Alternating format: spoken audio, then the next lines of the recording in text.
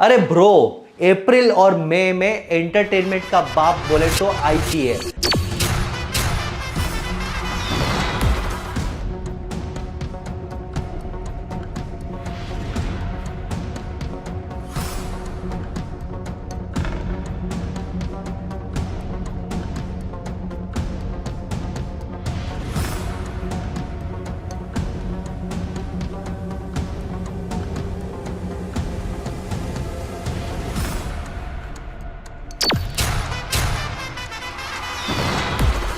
But ये IPL में franchise owner को क्या मिलता है? कितना खर्चा करते बाबा भाई, टीम लेने के लिए खर्चा, प्लेयर्स को खरीदने के लिए खर्चा, होटल फ्लाइट टिकट का खर्चा, सिर्फ खर्चा। और सोचो, शाहरुख खान साहब सिर्फ 2 महीना कुछ भी नहीं करते, आईपीएल में हर जगह खड़े रहते।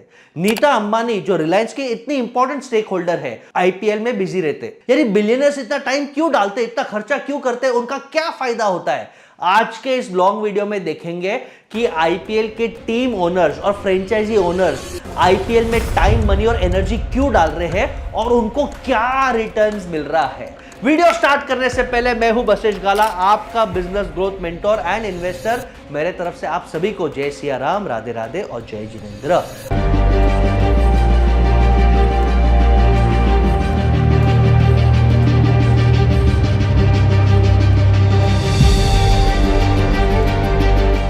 अब अंडरस्टैंड करते हैं कि आईपीएल जब फॉर्म हुआ था 2009 में $2 बिलियन का वैल्यूएशन था और लोग बोल रहे थे पागल हो गया, करोड़ों रुपए। 2025 में $12 बिलियन, 6x। और कहानी यहां पे खत्म नहीं होता। ये साल एक्सपेक्टेड है सिर्फ 5,000 करोड़ रुपए एडवर्टाइजिंग से जनरेट होगा। और सबसे इंपॉर्टेंट, मोटा भाई मुकेश अंबानी आईपीएल से वर्ल्ड लीडर बनने वाले हैं, आईपीएल से बिलियनर से ट्रिलियनर बनने वाले हैं। कैसे समझते हैं? आईपीएल स्टार्ट हुआ 2008 में, ललित मोदी जी ने स्टार्ट किया और उन्होंने देखा कि भाई एनबीए है, एनएफएल है, ईपीएल है, यानी फुटबॉल से लेके बास्केटबॉल ये ग्लोबल लीग चला सकते हैं। और ईपीएल का क्रेज इतना है, इंग्लिश प्रीमियर लीग का, तो उन्होंने सोचा कि भाई क्रिकेट को कमर्शियलाइज किया जाए, सिटी बेस्ड फ्रेंचाइजी करे और इन्वेस्टमेंट अट्रैक्ट करे, इसको ग्लैमराइज करे। इनिशियल इन्वेस्टमेंट था 8 टीम, ऑक्शन हुए थे $723 मिलियन में। और मोड बहुत डिस्ट्रप्टिव था, T20 फॉर्मेट, 3 घंटा प्राइम टाइम टीवी और सबसे इंपॉर्टेंट ऑक्शन बेस्ड मॉडल। और इसका इंपैक्ट ये हुआ कि 2008 से 2024 ये 16-17 साल में $723 मिलियन से $11 billion, fastest growing sports league in the world.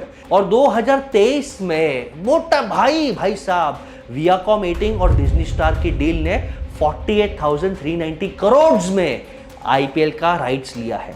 तो कमाते कैसे हैं? सबसे पहला सोर्स बीसीसीआई का सेंट्रल रेवेन्यू डिस्ट्रीब्यूशन, यानी फ्रेंचाइजी को जो इनकम आता है 50-50 वो शेयर करते हैं। बोले तो बीसीसीआई के पास मीडिया राइट्स आए, स्टार और वायोकेम ने 48,390 करोड़ दिया, वो 50-50 होगा। उसके पहले सोनी ने 10 साल के लिए 8,000 करोड़ दिया था, 2008 से 2017। 2017 से 2022 5 साल के लिए 16,000 crore.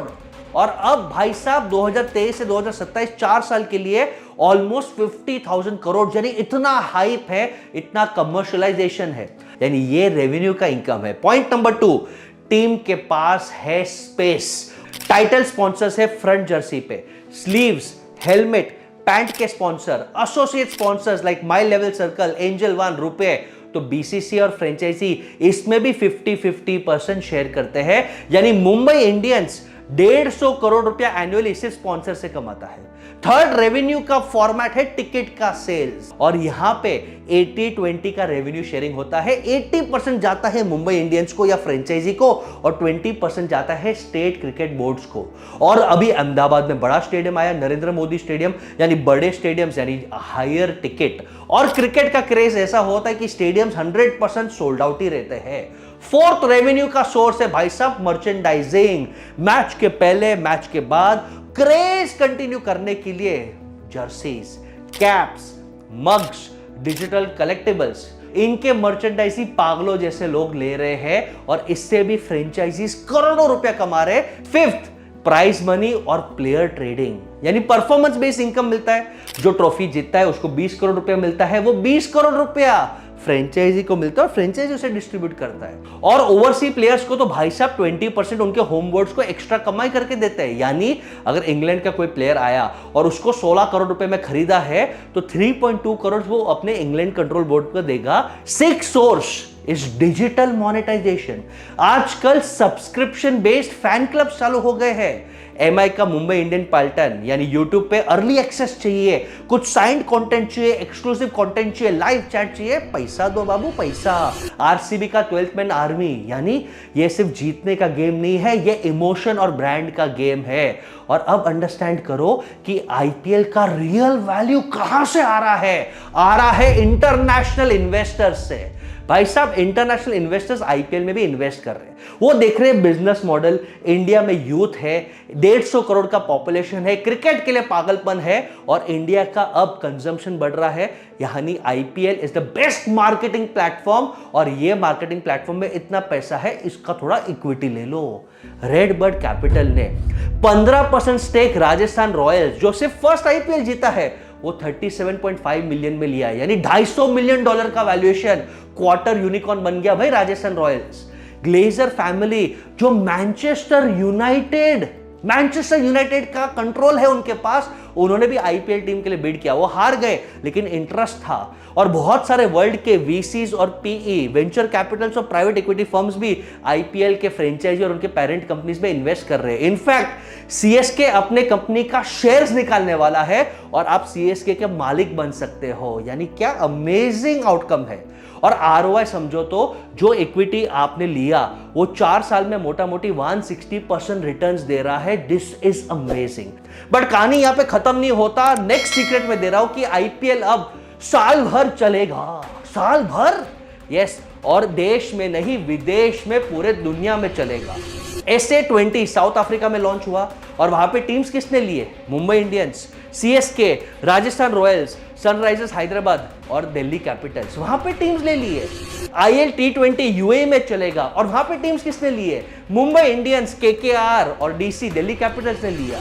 Major league cricket USA में जहां पे क्रिकेट इतना फेमस नहीं है लेकिन हम इंडियंस वहां पे काम करते हैं, हमें क्रिकेट का शौक है, तो वहां पे Mumbai Indians, Kolkata night Riders, KKR, CSK, Delhi Capitals, Sunriser Hyderabad, ये सब ने टीम्स लिया। यानी आईपीएल अब पूरे विदेश में अच्छे अच्छे जगह पे साल भर चलेगा, जैसे ईपीएल और यूएफए चलता है। यानी जैसे इंग्लिश के फुटबॉल के लीग चल रहे हैं, ऐसे आईपीएल साल भर चल सकता है। क्या मूव है।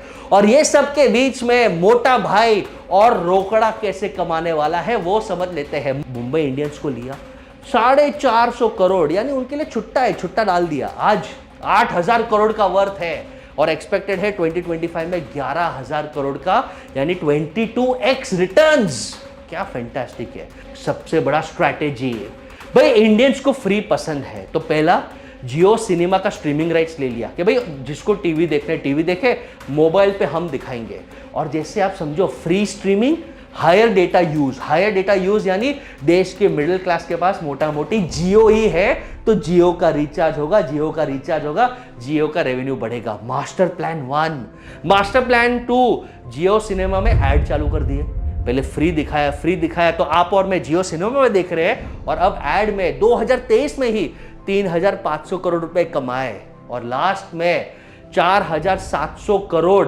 ये सब कर करके ये साल उन्होंने मोनोपोली ले लिया। यानी जियो हॉटस्टार कंबाइंड है, फ्री में नहीं दिखाएंगे भाई, पे करना पड़ेगा। और क्रिकेट के दीवाने हम हैं, हमको नशा लग गया है, हम पे करते हैं। इमेजिन करो 150 रुपए से 500 रुपए का सब्सक्रिप्शन। और अगर आप इमेजिन करते भी हो भाई साहब कि 100 करोड़ यूजर्स है, उसमें सिर्फ 10 करोड़ व्यूवर्स, ये बहुत रियलिस्टिक नंबर है, 10 करोड़ व्यूवर्स पे करते हैं मिनिमम 150 रुपया, तो भाई साहब 1500 करोड़ का रेवेन्यू ये हंसते हंसते ऐसे कमा लिया।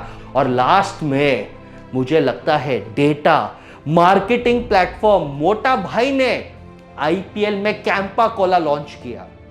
एक ऐसा कंपनी जो कोको कोला और पेप्सी को तोड़ सकता है, वो आईपीएल में लॉन्च किया और ऑलरेडी कैंपा कोला के पास 10% मार्केट शेयर इंडस्ट्री का आ गया।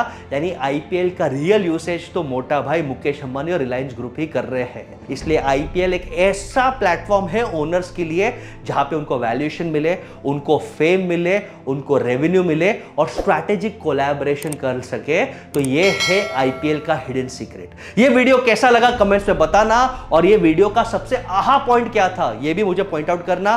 बेस्ट कमेंट को मैं मेरा ई बुक भी डेफिनेटली उन्हें गिफ्ट करूंगा। और ऐसे ही हमारे साथ बशिश गाला के साथ जुड़ते रहिए अपने नॉलेज को बढ़ाने के लिए। Till then, love and blessings.